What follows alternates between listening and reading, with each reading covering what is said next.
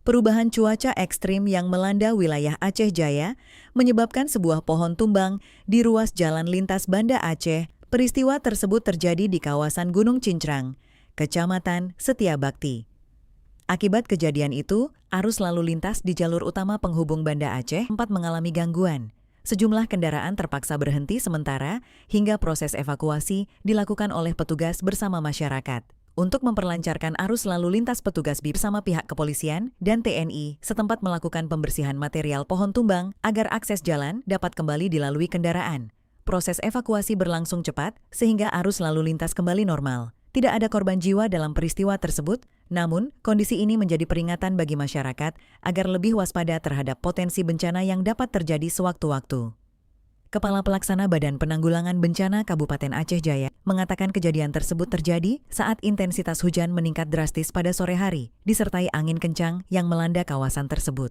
Pohon tumbang terjadi akibat hujan deras dan angin kencang, lokasinya di Gunung Cincrang, Kecamatan Setiabakti, dan sempat menutup badan jalan Senin sore 20 April 2026. Sesuai dengan info dari BMKG 2 minggu yang lalu, kita sudah diperingatkan di wilayah Aceh bahwa akan terjadi fenomena cuaca ekstrim. Artinya kita kabupaten kota disuruh bersiap siaga dalam hal cuaca ekstrim.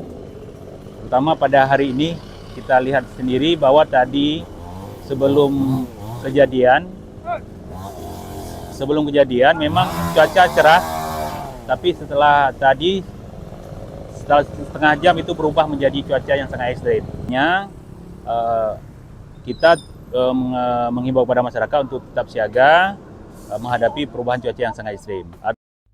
Sementara itu, Kapolres Aceh Jaya, AKBP Zulfa Renaldo, melalui Kasat Samapta, AKP Zulkarnain menjelaskan, akibat pohon tumbang di Gunung Cincrang sempat mengganggu arus lalu lintas baik dari arah Banda Aceh maupun dari Meulaboh. Menurutnya, setelah tim melakukan pembersihan pohon tumbang, arus lalu lintas kembali lancar. Di daerah kita ini sering kejadian pohon tumbang.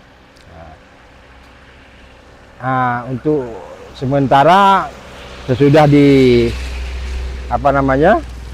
dibersihkan, tadi sempat macet kiri kanan.